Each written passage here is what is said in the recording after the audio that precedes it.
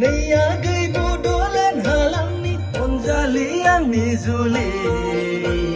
नैयागै थुरिबारिनि हायनारि जिउनि लोगोनि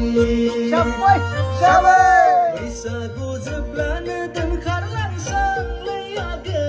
USA हादोरनि रायजोआव बे बैसागावनो दोनखारलांसां